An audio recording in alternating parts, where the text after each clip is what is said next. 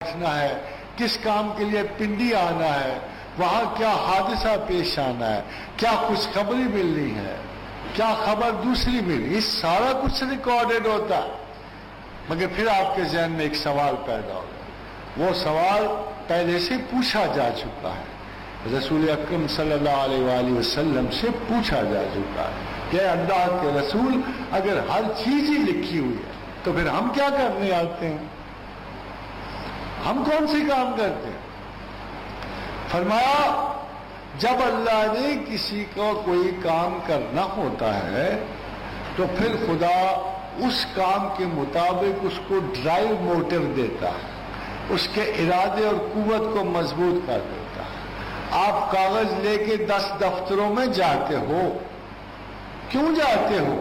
ناکامی کیوں ہوتی ہے، کامیابی کیوں ہوتی ہے؟ آپ ناکامی سے بھی آزمائے جا رہے ہوتے ہو۔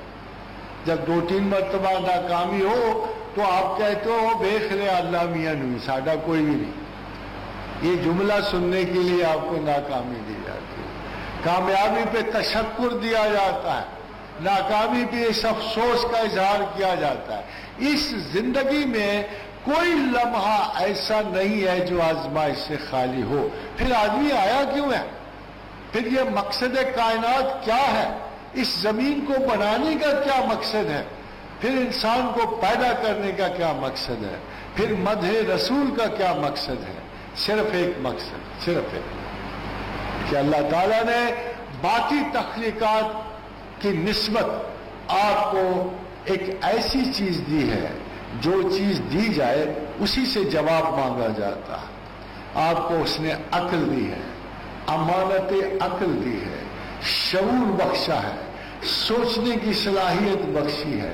صدیوں کے بعد آپ کو اس نے اس قابل کیا ہے کہ آپ کسی فیصلے کی لمٹ تک جا سکو۔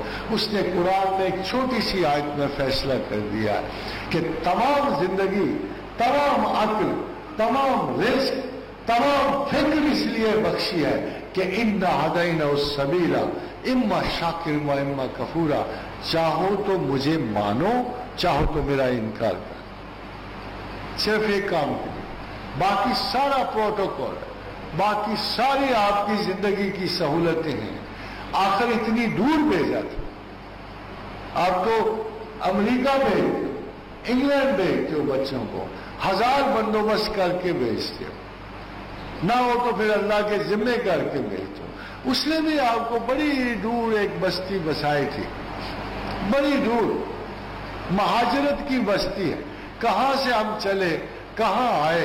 اگر ہماری زندگی کے اسباب یہاں نہ ہوتے، ہمارے رزق و روزگار کے اسباب نہ ہوتے، پہلے سے پانی نہ رکھا ہوتا، پہلے سے ایسے درخت نہ اگائے ہوتے، والتین والزیتون وطور سینین وہذا البلد الامین، اگر پہلے سے انجیر نہ ہوتی، پانی نہ ہوتا، تو جو پہلا انسان تھا وہ کس چیز پہ جیتا؟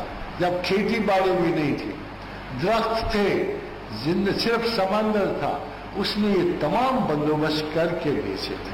آج انسان کی بلوغت فکر تو نہیں پہنچی، مگر اس کی شاطرانہ عقل اسے یہ سل جاتی ہے کہ I am responsible for my own creativities, I am responsible for my food problems, for my life, for my kids, for my children۔ اس سے پوچھو آپ کس کے سہارے آئے تھے دنیا؟ آپ کون سے ماں باپ کی آس کا بکنگ کون سی ہوئی تھی آپ کی؟ کس نے پہلے آپ کو طلب کیا تھا؟